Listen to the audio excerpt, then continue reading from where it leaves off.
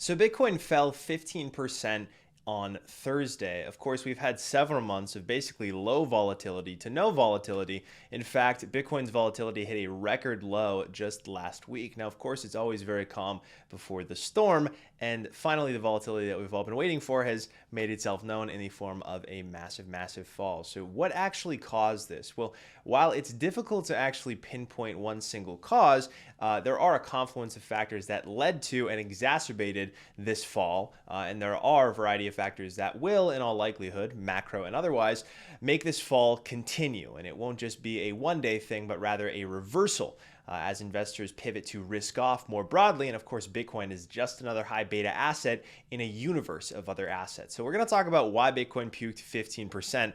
But first things first, a word from our sponsor, River.com. River is where you go to invest in Bitcoin with confidence, you guys. They have zero fee, dollar cost averaging, and also they have a proprietary multi-sig solution so that you know your Bitcoin that you purchase with them is held in cold storage and not lent out to anybody. Guys, River is changing the game when it comes to Bitcoin. You can invest in Bitcoin with confidence by going to river.com/TBL and getting $5 free when you invest your first $100 in Bitcoin. And now let's get back to it. So the first chart here that I want to show is the trading volume ratio between spot and derivative trading. Now, the high amount of leverage in Bitcoin right now and the high amount of derivatives trading activity relative to spot buying is what caused this very, very huge move to occur. Like I mentioned, there was about a 1 to 2 week holdout where stocks started selling off about 2 weeks ago. All the major risk asset indices, the NASDAQ, the S&P 500 started selling off. And Bitcoin was just kind of hovering around, which is unusual because usually Bitcoin moves out ahead of those other stock indexes. Think about it. Bitcoin is traded like a risk asset, right? When stocks get bid up, Bitcoin gets bid up too. But because Bitcoin is more illiquid and has more leverage, then it moves higher and lower when stocks move up and down, right? It makes plenty of sense. But in this case, Bitcoin did not move out ahead of stocks. There was kind of this lag, and it was very much inevitable that Bitcoin would follow. And after this 1 or 2 week period where it was kind of staying steady, it's now mirroring that sell-off in stocks, and of course with very, very high sensitivity. It dropped 15% yesterday to a low of $24,900 and is hovering right around 26K right now. So why the sudden move? Again, it is a high amount of derivatives and a high amount of leverage trading compared to spot buying. Of course, when you spot buy, right, when you're simply just purchasing Bitcoin without the use of leverage, that means you can weather all these sudden shocks, right? You're not borrowing money from somebody. You're taking on like 100-to-1 leverage in order to purchase Bitcoin. You are just buying Bitcoin. But when you have leverage, sudden moves can create forced buyers and forced sellers as margin gets called in and people's positions are liquidated. And when leverage buyers are forced to sell, the price is pushed down to another liquidation target. And then it creates more forced sellers, and it pushes the price down to another liquidation target, which creates more forced sellers, so on and so forth until all of the offside positions have totally been rinsed from the market. And that's what we just saw yesterday. Of course, there was news about SpaceX selling its $375 million in Bitcoin that it accumulated over the last 2 years. But frankly, that was not the reason for the sell-off. And obviously, it certainly didn't help in giving people a reason to sell, right? It may have exacerbated that liquidation cascade, but ultimately the dynamic behind this selling was derivatives positions getting unwound after a very sudden shock in a market that was very, very low volatility and was dominated by derivatives players. The moment a move happened, a huge cascade, a huge waterfall of these positions were unwound from the market. So to give you some perspective as to how big this was, across all Bitcoin derivatives, there were 497.4 million, wrong image right here. Across all Bitcoin derivatives, and this is from Coinalyze, by the way, very great tool. There were $497.4 million in liquidations over the past 24 hours. Oh my goodness, that's crazy. And it was dominated by $369.5 million in leveraged long positions, so people who are borrowing or in these derivatives positions long, betting Bitcoin would go up, and a more modest but still alarming $127.8 million in shorts that also faced the music. So pretty huge numbers for liquidation. And to give you some context, because obviously none of this means anything if it's not relative to something, Thursday was Bitcoin's most volatile day in the last 365, by a country mile. Look at the wrong finger right down here. Look at the long, which is the red down here is long liquidations and the green is short liquidations. And as you can see, these liquidation candles here completely tower over all of the liquidation candles that you have seen over the last entire year. I'm getting pretty good at that pointing thing. Eventually we'll get better. Eventually I'll get some kind of TV back here so I don't have to do this stuff manually, and you can actually see myself pointing to it behind me. But on a more zoomed out view, this is the most liquidations in a single day since December 2021. Look at here.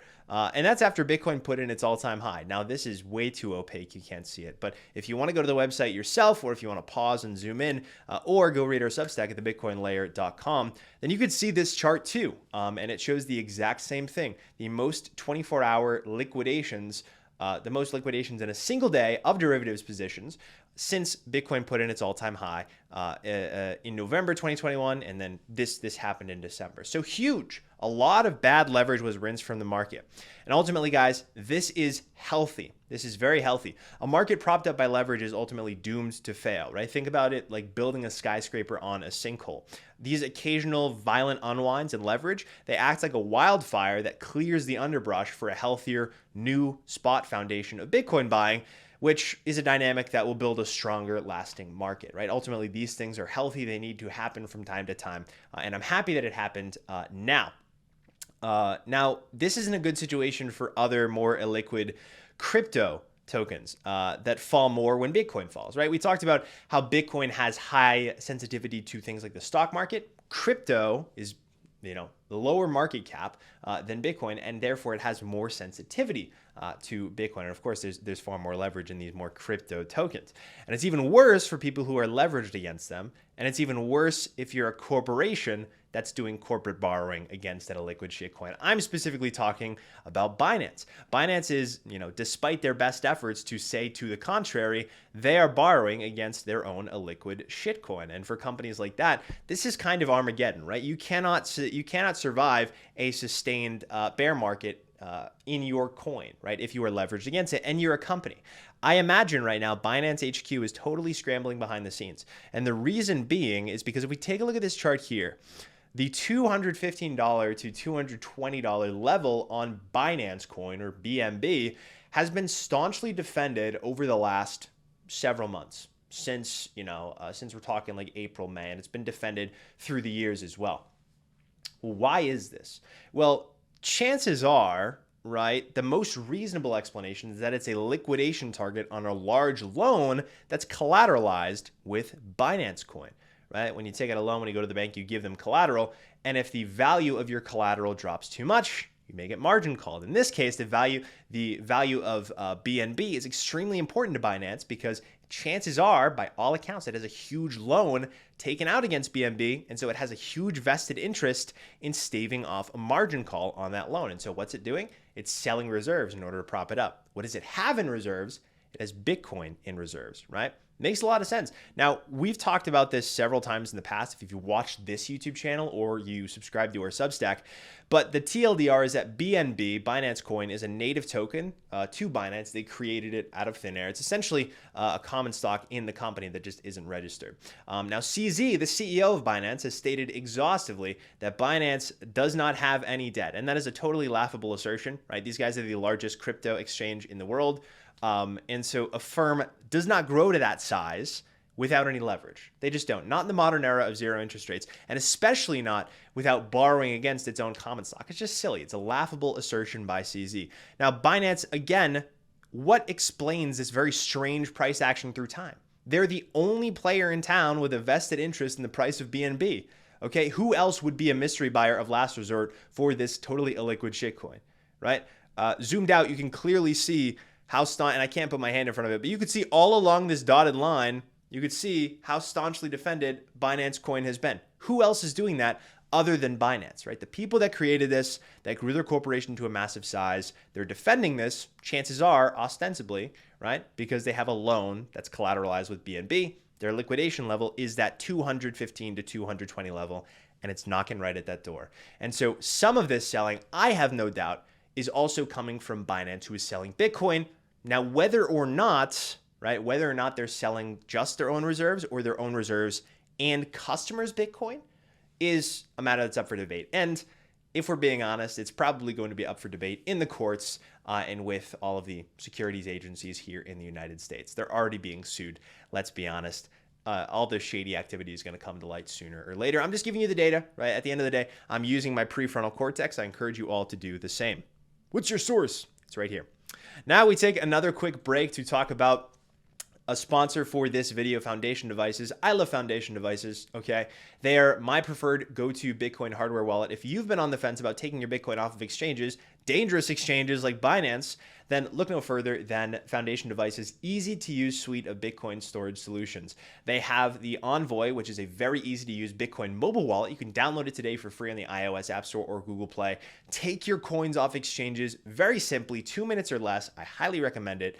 Or if you want a little bit more robust security solution, you can use the Passport, which is Foundation Devices hardware wallet. Extremely simple to use. It looks just like one of those old Nokia phones that has a dial pad, a number pad, a very clear LCD screen. You'll know how to use it the moment you get it out of the box, and that's why, in my mind, it's so important.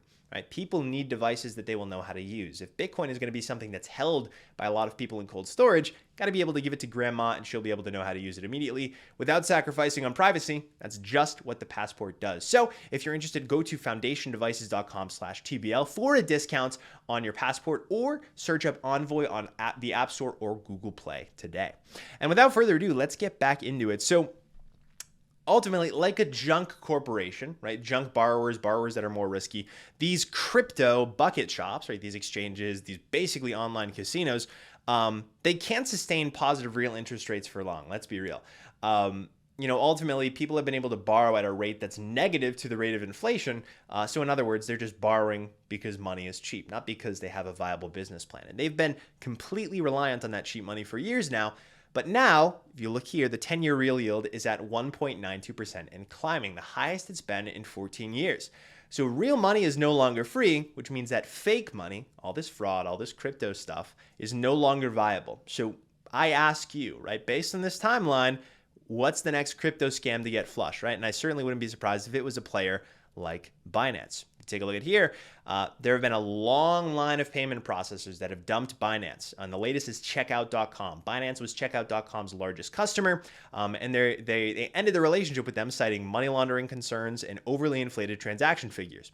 The reasons to get off of exchanges just keep piling up, right? And onto cold storage devices like the suite of Foundation Devices. Wink, wink.